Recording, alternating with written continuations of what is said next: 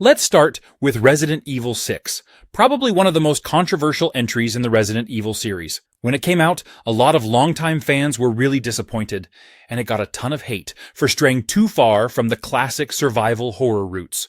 One of the big criticisms was that it tried to do too much. The game had 4 separate campaigns, each with its own tone and gameplay style. You had Leon's campaign, which felt more like the traditional Resident Evil survival horror, but then you had Chris's and Jake's campaigns, which were full-on action shooters. It left some players feeling like the game had an identity crisis. It wasn't sure if it wanted to be horror or action, and that split the fanbase. But here's the thing. Resident Evil 6 isn't a bad game.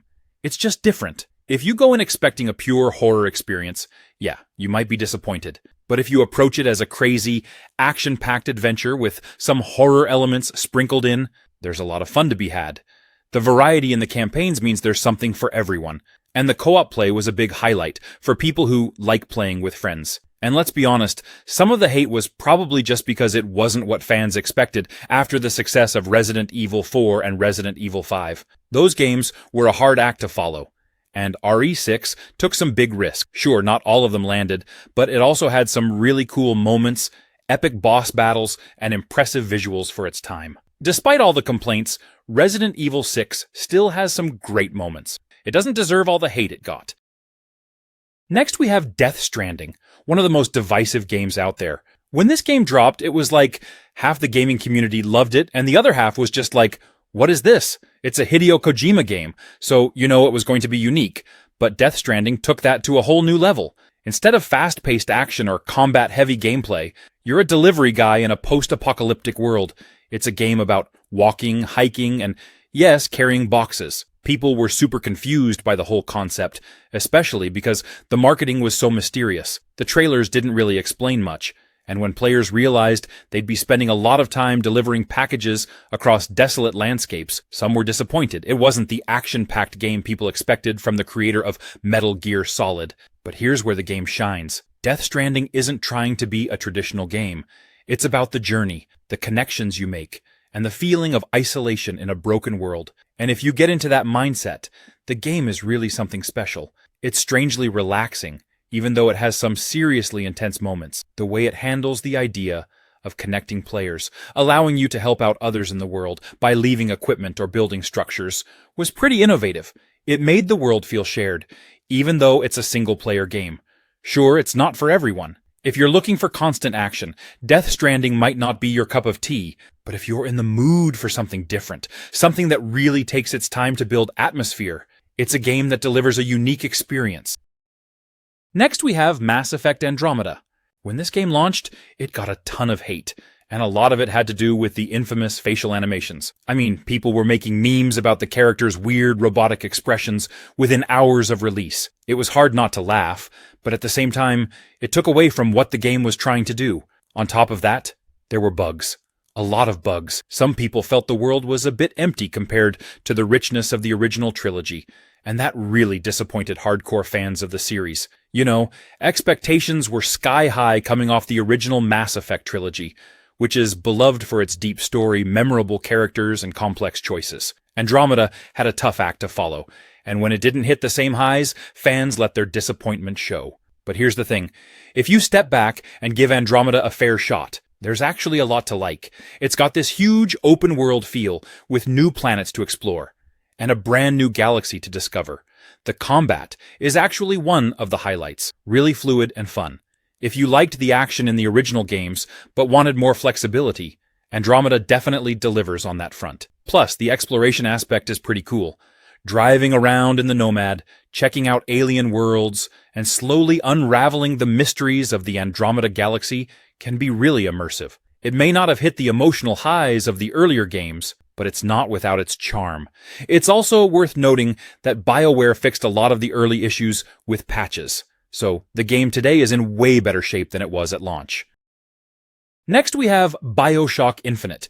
This game had a huge amount of hype before its release, and when it finally came out, some people loved it, and others felt it was a step down from the more atmospheric and horror-focused tone of the first 2 games in the series. One of the big reasons it got some backlash was that it moved away from the darker, more claustrophobic setting of Rapture to the bright, floating city of Columbia. Instead of lurking around creepy corridors, you're soaring through the sky on rails, fighting in these grand, open environments. That change in tone didn't sit well with some players who were hoping for the same intense, eerie vibes they got in the original BioShock. The combat also shifted to be a lot more fast-paced and action-heavy, which wasn't everyone's cup of tea. Some fans missed the slower, more strategic approach of the earlier games, and they felt like Infinite was a little too much like a standard first-person shooter. The introduction of Elizabeth as an AI companion, while praised by many for how well she was integrated into gameplay, also rubbed some players the wrong way, feeling like it made the game more linear or scripted.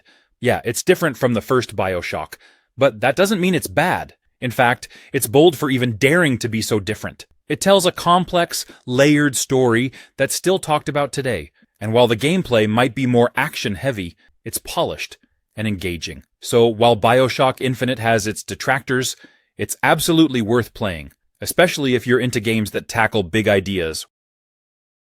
Next we have Thief. Fans of the original Thief games loved the deep stealth mechanics and immersive world building, but when the 2014 version came out, it got a lot of flack from longtime fans and critics alike. People felt it didn't capture the spirit of the originals, and there were complaints about the clunky controls, linear level design, and a story that didn't quite hit the mark. One of the big issues was how it handled the stealth mechanics. In the older Thief games, you had more freedom to approach situations in different ways, and it felt very open-ended.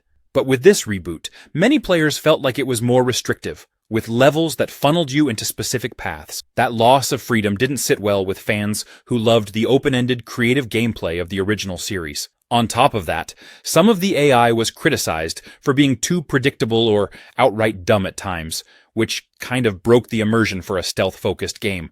But here's the thing, if you step back and take Thief 2014 for what it is, it's actually a pretty solid stealth game. It's atmospheric, the dark, gritty world of the city is really well designed, and when the stealth mechanics click, it's super satisfying. Sneaking around, looting treasures, and staying in the shadows can be pretty immersive if you're not too worried about how it compares to the originals. Plus, visually, the game looks great. The attention to detail in the environments and the lighting effects really help to set the mood. The sound design is also a big highlight. Using sound to your advantage or avoiding noisy surfaces makes the stealth feel more intense. Next we have Ghost Recon Breakpoint. Ubisoft had a pretty solid reputation with the previous game, Ghost Recon Wildlands, so expectations were high for this one.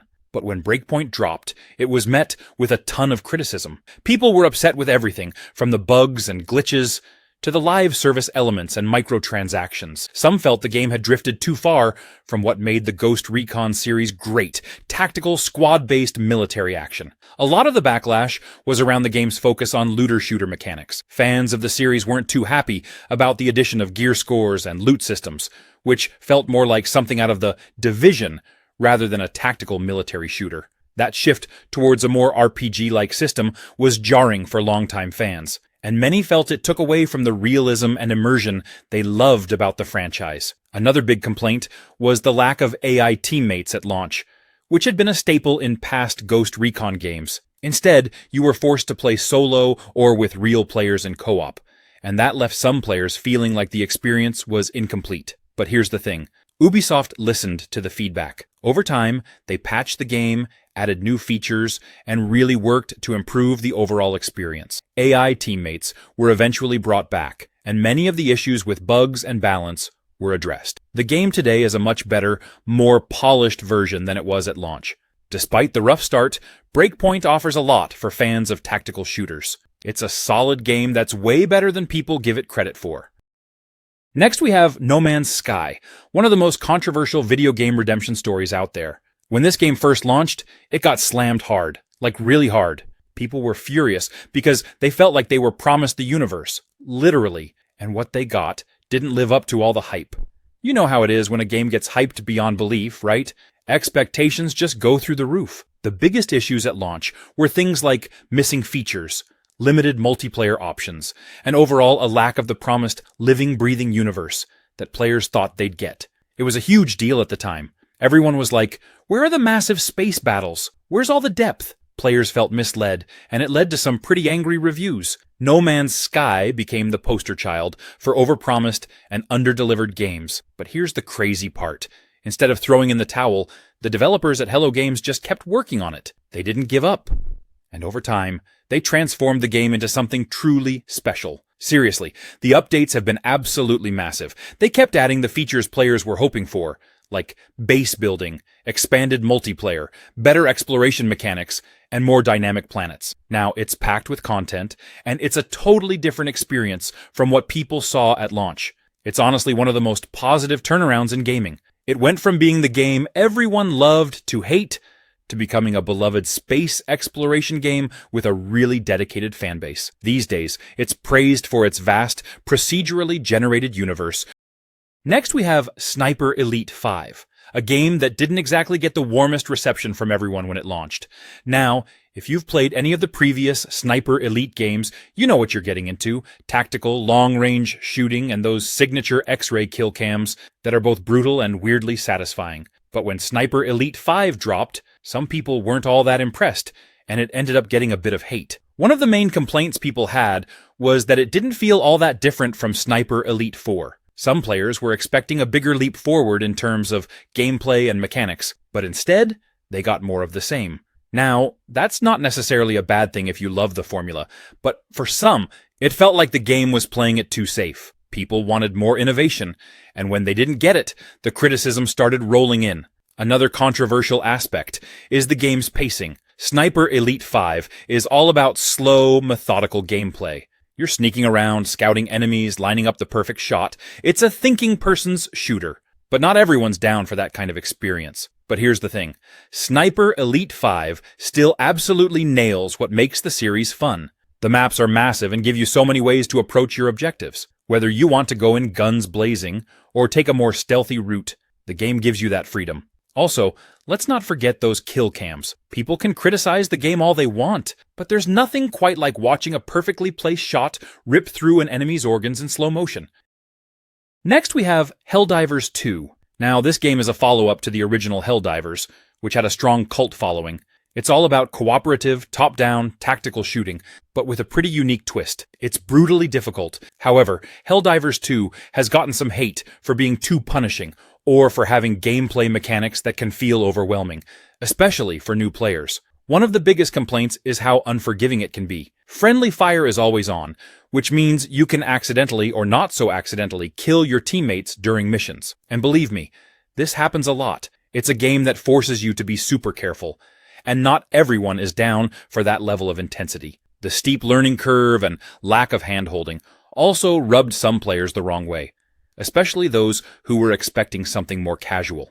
Another thing that got some pushback was the game's structure. Missions can feel repetitive after a while, and if you're playing solo, the game is an entirely different experience, and not always in a good way. It's built around cooperative play, so going in alone can make it feel more frustrating than fun. But here's the thing.